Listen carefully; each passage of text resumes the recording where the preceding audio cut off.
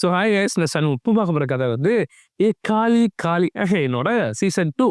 So first season என்ன பார்த்தோம் அப்படின்னா, அந்த கொலகாரை வந்து கடத்தி வச்சுட்டு காசு கேட்பானா, அதோட விட்டோமா.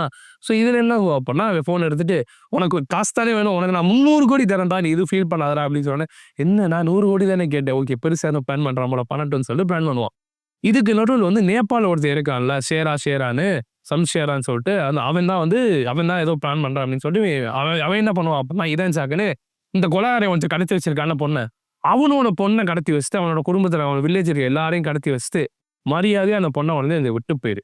இல்லைன்னா நான் வந்து உன் குடும்பத்தை பூரா கொண்டுருவேன். நீ அவட காசு வாங்காம போ, அது உன் இஷ்டம். ஆனால் இங்கே இருக்க உன் மொத்த குடும்பத்தையும் கொண்டுருவேன்னு உள்ள பயந்துருவான்.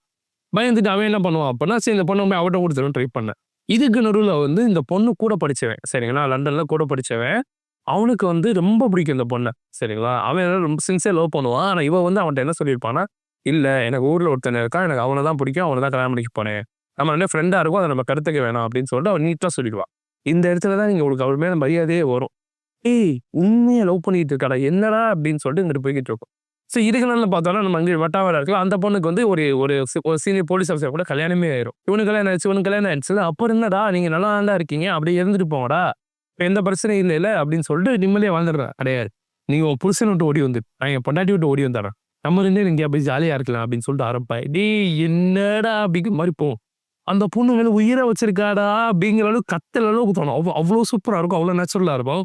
ஸோ இதுக்கப்புறம் என்ன வேணா கடத்திட்டு போன பொண்ணு காப்பாற்றினாங்களா அப்படிங்கிற மாதிரி சீசன் 2 முடிப்பாங்க. அப்படின்னு இல்லை, கடத்தி காப்பாற்றிட்டு வந்ததுக்கப்புறம் இன்னொரு சீன்ஸ் போகும். அது அப்படியே சொல்லுவாங்க மட்டும் போய் பாருங்க. ஆனால் உண்மையிலே ஒருத்து சூப்பராக தான் இருக்கும், செம்ம என்கேஜிங்காக போகும். ஸோ சான்ஸ் மிஸ் பண்ணாமல் பாருங்க. இதே மாதிரி நல்ல வீடியோ வந்து பார்க்குறது வரைக்கும் தடவை பாய்.